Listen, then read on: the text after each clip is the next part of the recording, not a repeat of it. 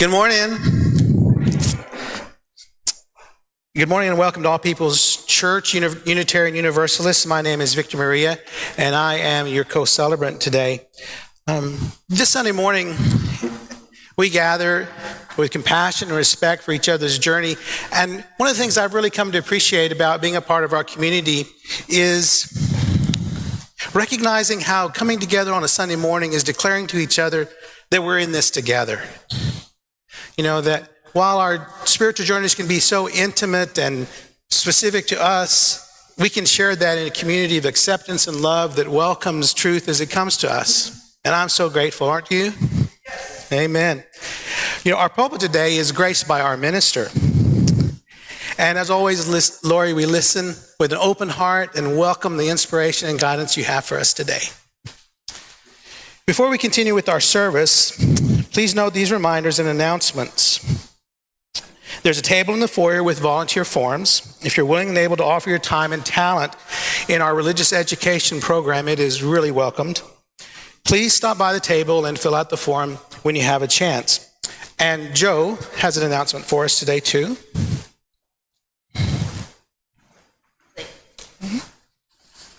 Good morning, everyone.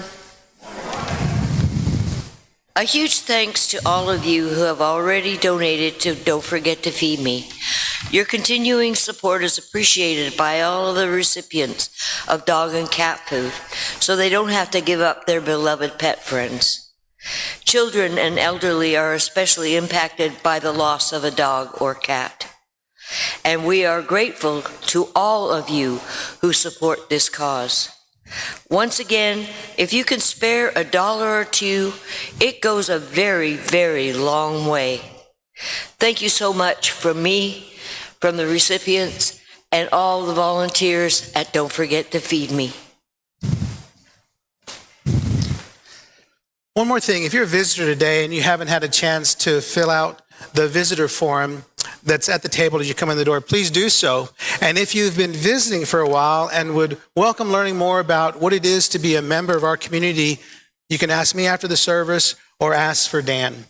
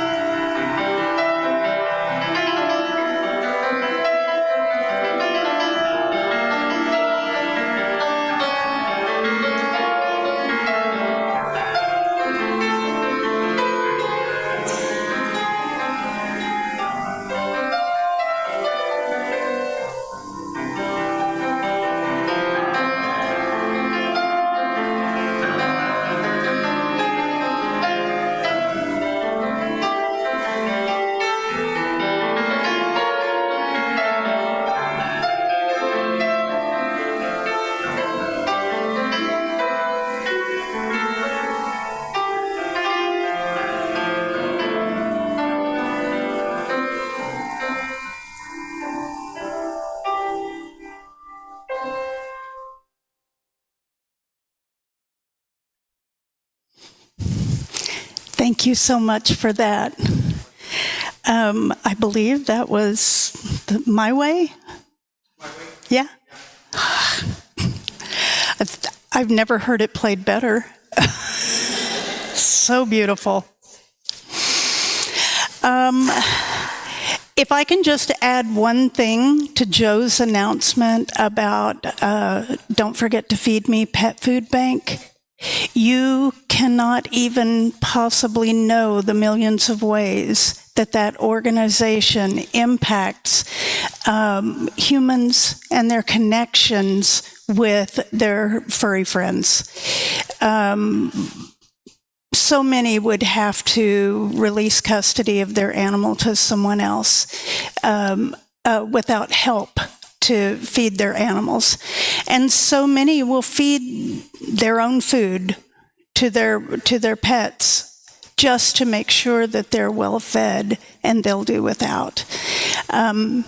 Like Joe said, if you can just give $1 or $2, it doesn't hurt us, but it helps so many. Our opening words this morning, this Father's Day morning, comes from Mr. Incredible.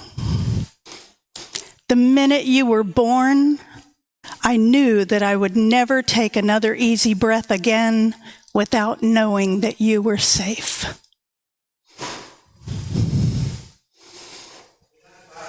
Eyes and body or spirit for the chalice lighting, opening hymn, and our spoken affirmation. Our chalice lighting words for today are from Reverend Scott Taylor. We light this chalice to remember that it is good to make space for breath, that work is not the measure of worthiness, that filling one's life to the brim leaves no room for grace and surprise to slip in. Welcome, friends. Let us make space and be renewed. Our opening hymn is our hymn for the month of June, number 368. Let us sing.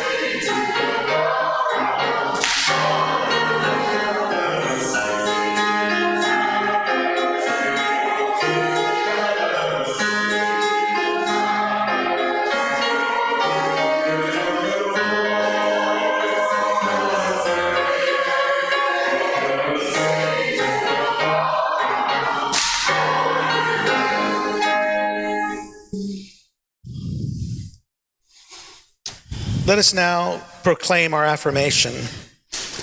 Love is the doctrine of this church. The quest for truth is our sacrament, and service is our prayer.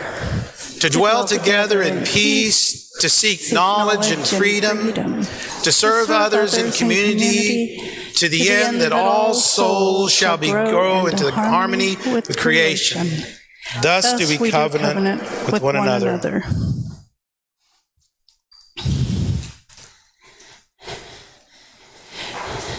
Do we have any young people this morning?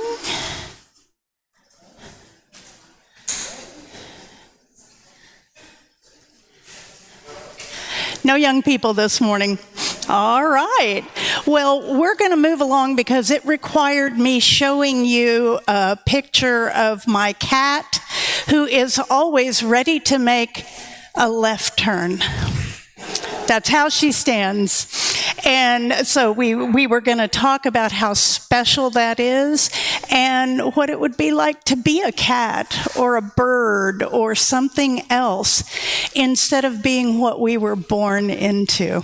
So you can just think about that on your own. Shall we sing ourselves into here?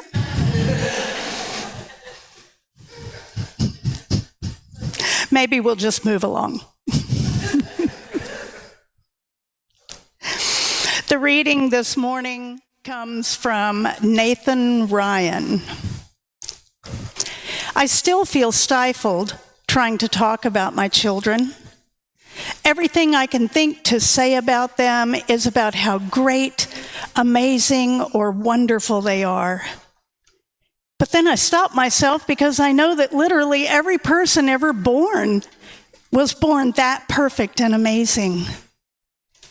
Also, I'm still not fully reconciled, nor do I think I ever will be, on the decision to have them.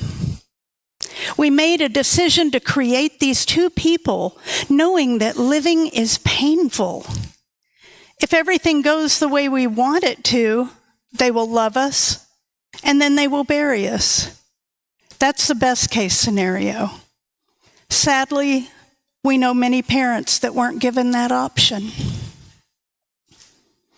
What does it mean that while weighing this, we still decided to bring them into a world that is violent, xenophobic, racist, hateful, polluted, dangerous, and imperfect? I think we have a holy obligation to bring about paradise on this earth, and each generation helps us do that.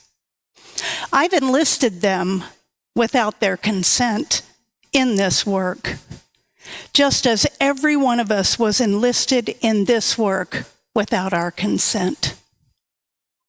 I wanted to give them the gift of being alive. I wanted another person to experience the sheer joy, complications, and beauty of this wonderful, imperfect earth and all of its people. So now, the challenge. Can you make the world that should have been when my children were born? For some reason, that's an easier challenge to articulate than the real one. Make the world that you and I should have had before we were born.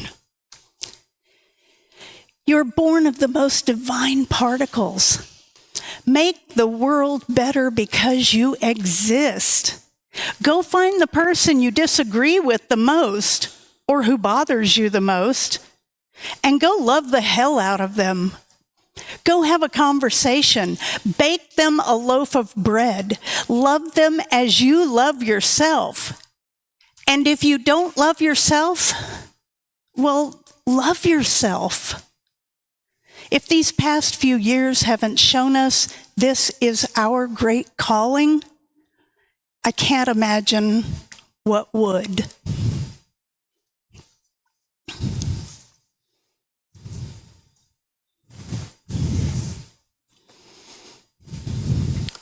We've come now to the time of our offering. The offering that we take each Sunday is not just a stale habit. It's an opportunity that we have to recommit ourselves on a weekly basis to this place and to this people, our place and our people. When we give, we're saying yes to the beauty and the need of our community. Yes, yes, yes to the beauty and the need of our community. With our gifts given, we say yes also to the values of our faith, the values that we carry within us and without us. Beyond our congregation, our gifts are tools to empower our mission. Each Sunday, we take half of our non-dedicated cash offering that is received, and we share it with a local organization whose values and goals reflect our own. This quarter, we are supporting the Texas UU Justice Ministry, a statewide justice ministry that raises the voice of Unitarian Universalist values in the public arena and seeks to have those values enacted into legislation and public policy. So give generously. If you prefer, donations can be made through our QR code that's on the back of the order of service. Your gifts are gratefully received. Will the ushers please come forward?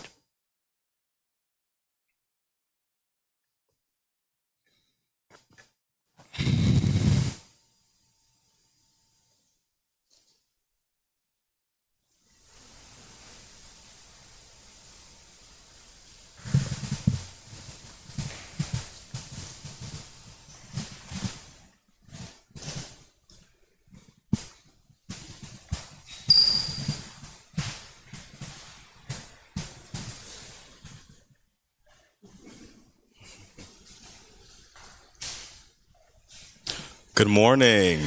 Good morning.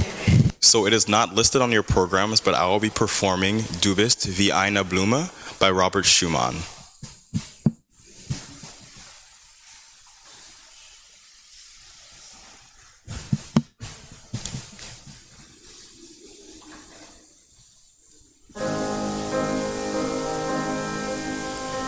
Du bist wie eine Blume, so hold und schön und rein.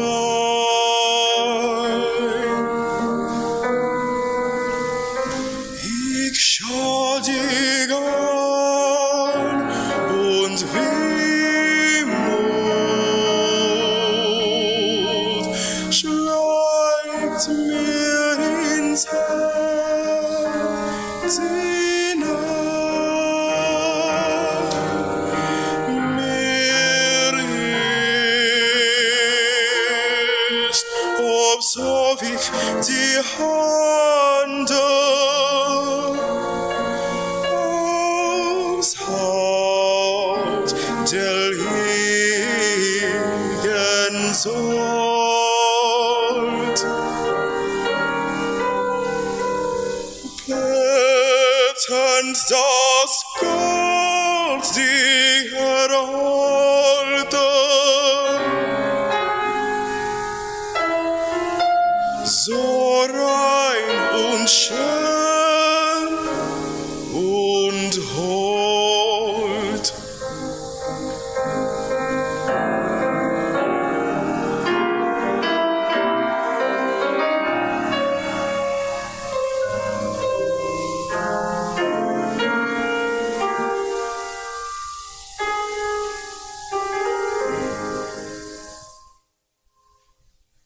Thank you.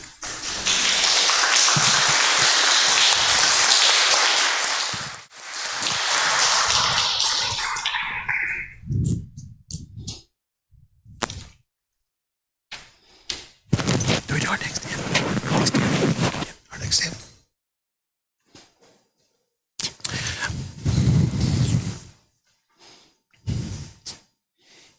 We will sing now our next hymn, number 128, For All That Is Our Life.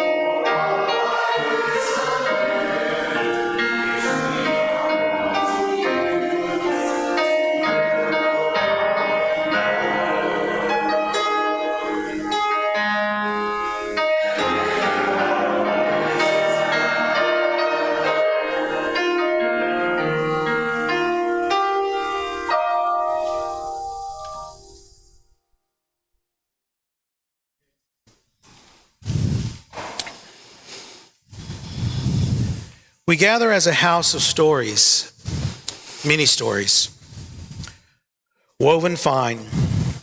As we listen to the tales of those who have gone before, the way in front of us becomes more clear. As we make space for voices long silenced, all of us become more free.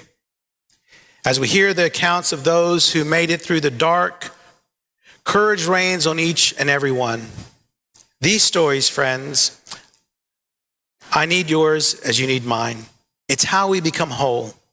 Yes, we gather as a house of many stories. Come, let us listen once again. Each week there is a journal outside the entrance to the sanctuary where you can write a message of memory or hope, concern before the service. We honor these messages by lighting these candles here next to our chalice. Also, at any time during our service, you're welcome to come forward and light a candle in our meditation center here at the side of the chancel.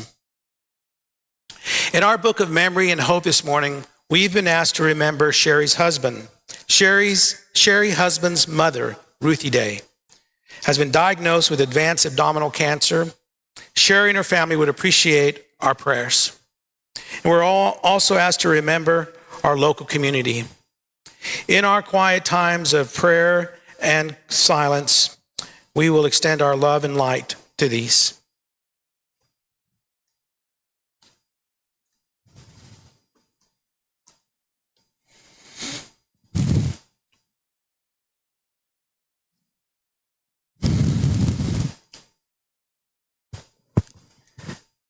Let us pause now for a moment of silent meditation, and then our hearts will be lifted by Misha and his music.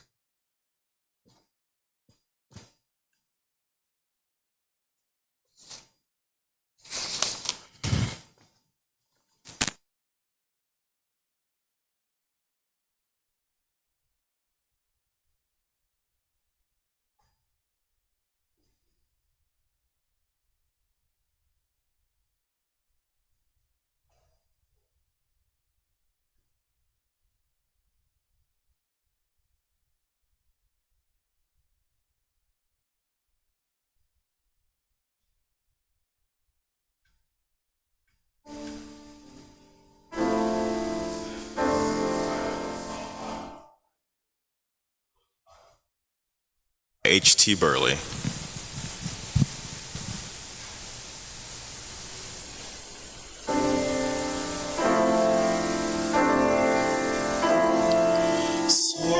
Sometimes I feel like a motherless child. Sometimes I feel like a motherless child. Sometimes I feel like a motherless child. A long ways from home. A long ways from home.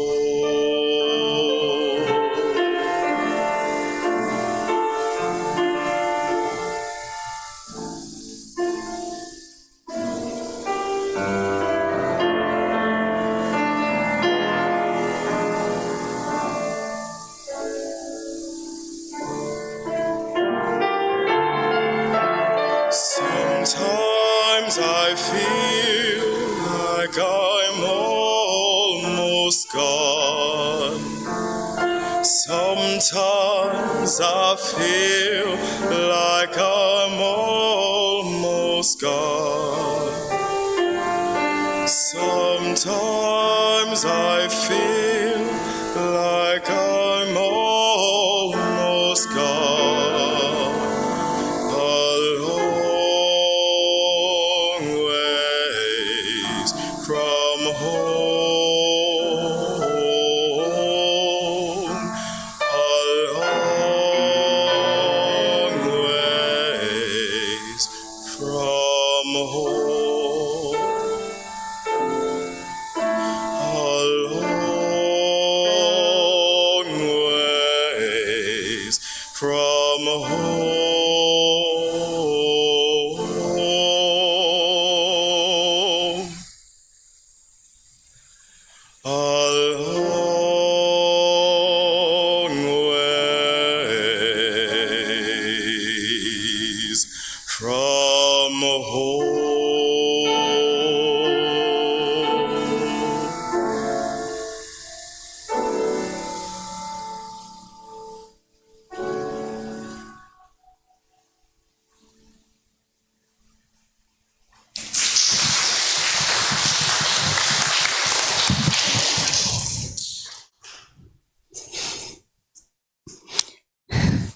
What an amazing blessing this morning. Thank you so much, Joshua, and thank you, Misha, for the beautiful music for our service today.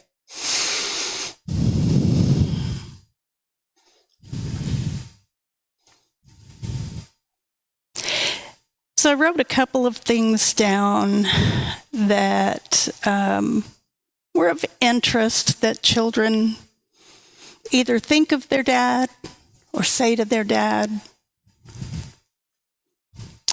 My dad gives people their mail and takes naps. That sounds like a good deal. My dad plays video games all day and pets our dog. Dear Dad, you are as sweet as a pile of dirt. Love, Janie. Dear Dad, I will be in Hong Kong for Father's Day. Here are 2 DVDs of Taken. If I get kidnapped, follow Liam Neeson's lead. Love, Sarah. I wanted to start with that because, the rest of it is being a dad is no joke. It's not. It's a hard job. And it's even harder now. So I want you to know that I appreciate the parenting that goes on amongst the people in this congregation. On an episode of the 1950s television show, Leave It to Beaver, sons Wally and Beaver had to write an essay about their father, Ward Cleaver. Father's Day wasn't a thing yet back then, but it was a common school assignment for students to write about the head of their household, the man who selflessly worked from 9 to 5, Monday through Friday, so that his wife and children could live in a nice white house with a white picket fence in a white neighborhood. Probably not the experience we all had, but it was TV entertainment. Here are Wally and Beaver's essays. The most interesting character, Wally's version. The most interesting character I ever knew was my father, Mr. Ward Cleaver. He was born at the mouth of the Amazon, which is a river. And when he was a baby, he was stolen out of his crib by a crocodile. And in the nick of time, he was saved by a friendly headhunter with a blowgun. During the war, he was a secret general where he had many interesting experiences. Now he has a job at an office, but he really works for the FBI. And on Sundays, he goes to the beach and saves a lot of people from drowning. Most interesting character, Beaver's version. The most interesting character I've ever known is my father, Mr. Ward Cleaver. He does not have an interesting job. He just works hard and takes care of all of us. He never shot things in Africa or saved anybody that was drowning. But that's all right with me, because when I'm sick, he brings me ice cream. And when I tell him things or ask things, he always listens to me. And he will use up a whole Saturday to make junk with me in the garage. He may not be interesting to you or someone else because he's not your father. He's just mine. I wonder if the writers of that show even knew they were making a statement about the contrast between what men were expected to be versus what men should and could be. Wally is older and has already been conditioned to believe that men should be tough, work too hard, and feel the weight or fate of the world in their hands, whether at work or home. Beaver, however, is still young and only sees the gentle and nurturing side of his father. I feel that this study in duality was an early statement on the unattainable expectations society places on fathers. Wait till your father gets home. You'd better not let your father catch you doing that. I'm going to tell your father you said that. None of these would have been effective deterrents with my siblings because my dad was most likely the instigator of whatever event we were in trouble for. Try as he might, he was hands down the worst disciplinarian ever born. And that was a great and noble thing, because he did not want his kids to fear him the way he had feared his own father. And so he was always renewing his commitment to generational betterment. It's important to understand we aren't born into this world with a clean slate. Imagine you have a ticket to a Broadway show. You only have the ticket. You have no idea what show you'll see or what time it begins or ends. Here you are trying to hand your ticket to someone when you realize the play is already in progress and you're on stage with the cast, playing a part you know nothing about with people who have been in this play their whole lives. You didn't get to choose the play or the cast. That's what it's like when we're born. We come into a story in progress.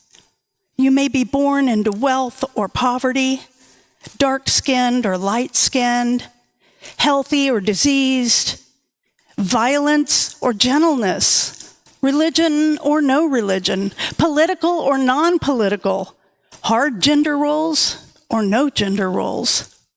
That's it.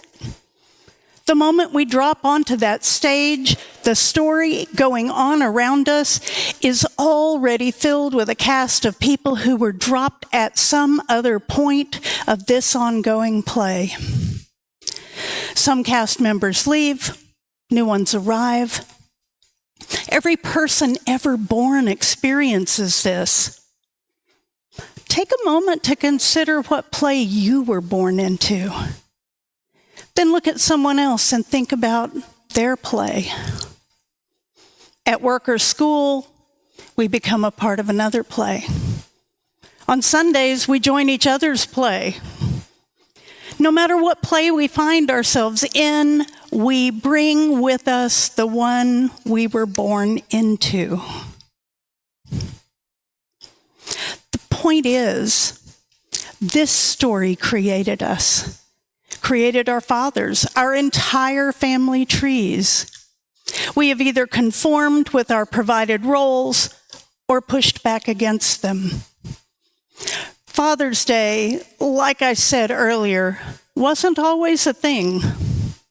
Some say it started with a woman named Sonora Smart Dodd in Spokane, Washington,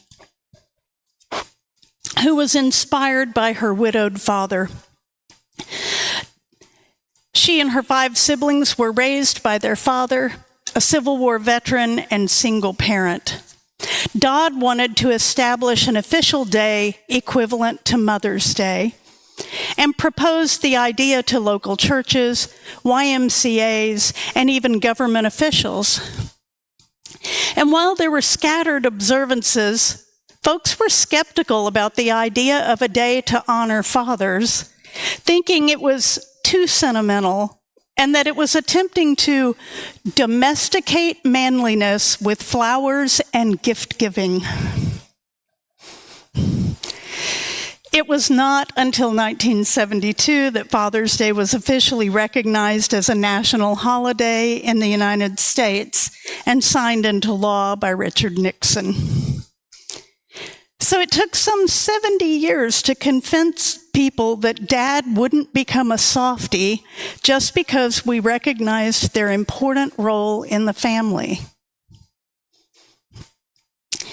Civil rights leader Reverend James Lawson, may he rest in power, prepared people like John Lewis, Diane Nash, Bernard Lafayette, Marion Barry, and the Freedom Riders to lead a new generation in the nonviolent ways of Gandhi.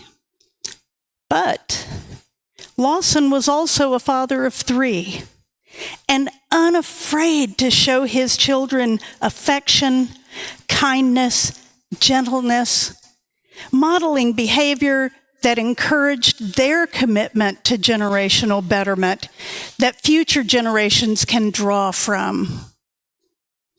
Jimmy Carter, maybe the gentlest dad on the planet, is leaving a legacy of servanthood that his children and grandchildren draw from daily. I know dads who have modeled their parenting philosophy after Atticus Finch. They're against spanking. They don't yell at their children. They give honest answers to difficult questions. Another dad told me he wished he were Liam Neeson, able to always save the day, but without killing anyone. But most importantly, they have modeled the behavior they want to see in their children. They are present, interested, compassionate. They value their partner. They are expressive, accepting of mistakes, honest, playful. They demonstrate self-control, and they love unconditionally.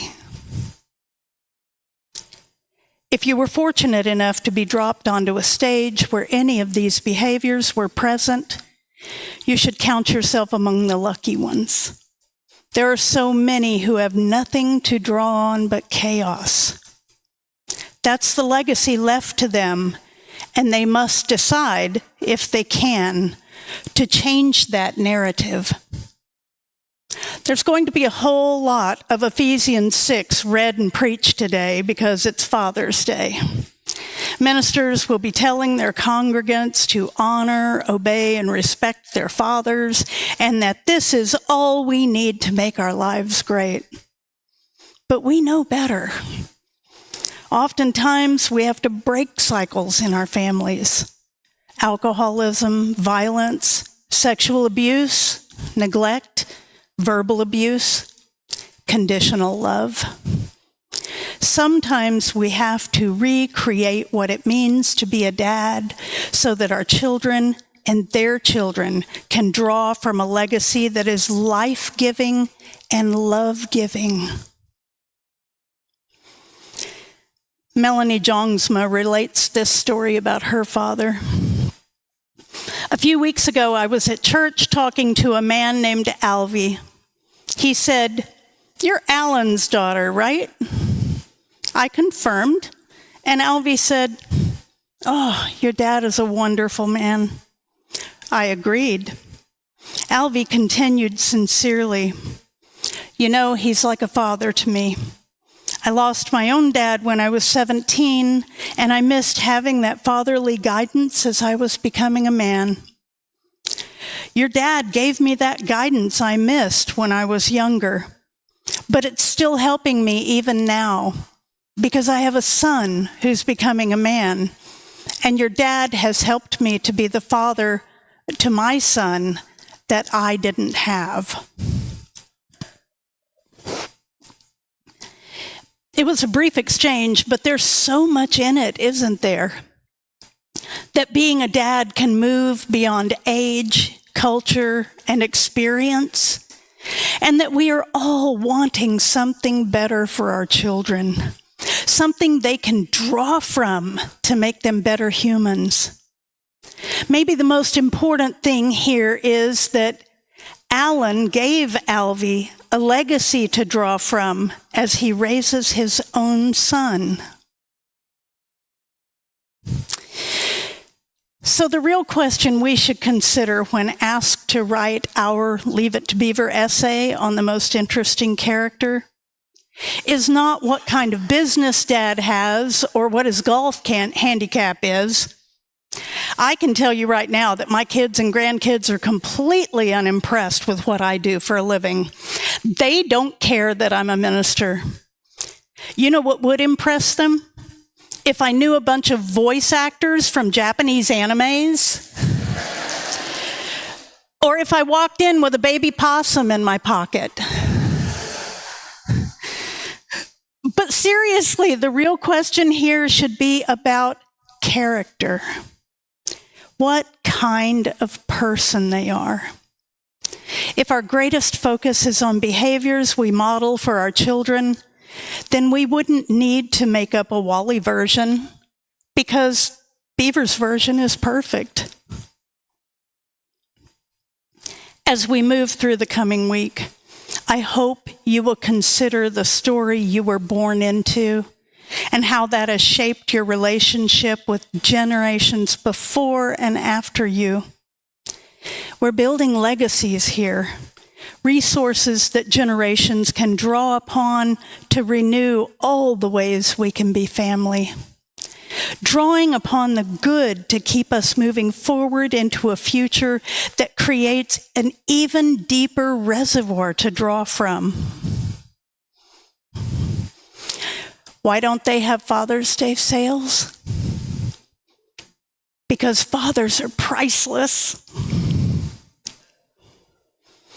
What do you call a person who is not a dad who makes dad jokes? A faux pas.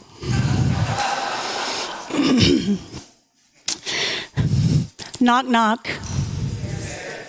Justin. Just in time to say Happy Father's Day.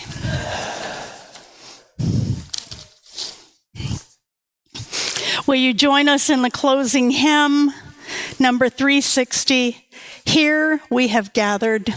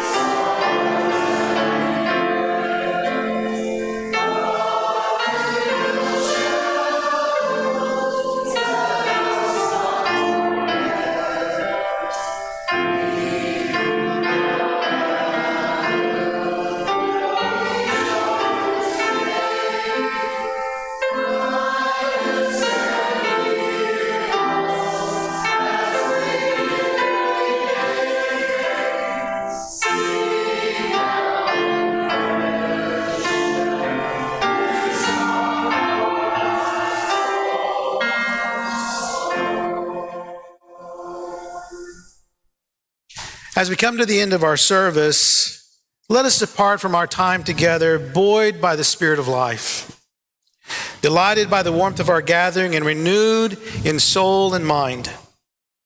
As we extinguish the flame of our chalice, may its lingering spark be carried in our hearts until we're together again. Amen. Our benediction comes from Cheryl Strayed. When it comes to our children, we do not have the luxury of despair If we rise, they will rise with us every time, no matter how many times we've fallen before.